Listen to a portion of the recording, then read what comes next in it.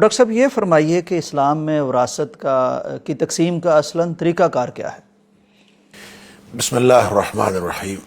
دیکھیں، وراثت کا معاملہ اس وقت آتا ہے جب کوئی شخص ترکہ چھوڑ کر فوت ہو جاتا ہے، چاہے وہ مرد ہو چاہے وہ عورت ہو۔ بالکل ٹھیک۔ تو اس کے پیچھے جو ورثاء ہوتے ہیں ان کو کیسے جائیداد تقسیم ہوگی، اس تقسیم کے اصول کو وراثت کہتے ہیں۔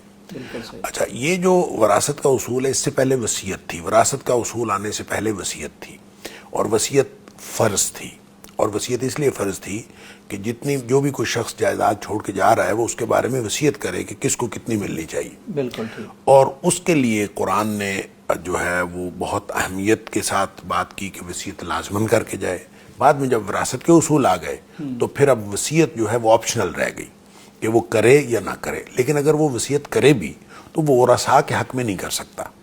اس لیے وہ ورثاء کے حق میں نہیں کر سکتا کہ وہ ورثاء کے حصے مقرر ہو گئے، اللہ نے کر دیا، اللہ نے مقرر کر دیے۔ اور سورہ نساء کے اندر اللہ کریم نے ان کو، اچھا، اس کی جو مقرر کرنے کی وجہ محسوس ہوتی ہے جب ہم قرآن کے سیاق و سباق میں دیکھتے ہیں تو دو طبقے تھے جو بڑے پسے ہوئے تھے اللہ اکبر، اس معاشرے کے اندر۔ ایک خواتین تھیں اور ایک یتیم تھے۔ اللہ اکبر۔ تو یتیم اور جو عورتیں ہیں ان کو کوئی شخص کچھ نہیں پوچھتا تھا، ان کا مال بھی ہڑپ کر جاتے تھے، ہر طرح سے ان کو تنگ کرتے تھے۔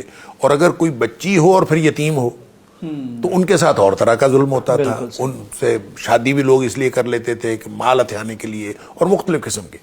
اب ان ساری چیزوں کو ٹھیک کرنے کے لیے اور معاشرے میں عورت کو اور یتیم کو پورا حق دلوانے کے لیے قرآن نے احکامات دیے ہیں۔ اور یہ جو پہلا حصہ ہے سورہ نساء کا، تقریباً آیت نمبر 43 تک، 1 سے لے کر، یہ سارا ایک حسن معاشرت سے تعلق رکھتا ہے۔ اس میں ان دو طبقوں کا خاص طور پہ خیال رکھا گیا ہے۔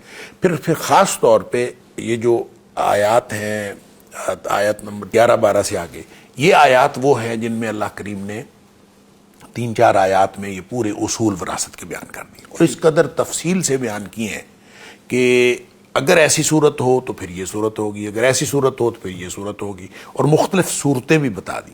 اور پھر اسی طرح جو کلالہ ہے، یعنی ایک صورت یہ بھی ہو سکتی ہے کہ کسی شخص کے نہ والدین ہو نہ اس کے اولاد ہو، اس کا بھی ذکر فرما دیا۔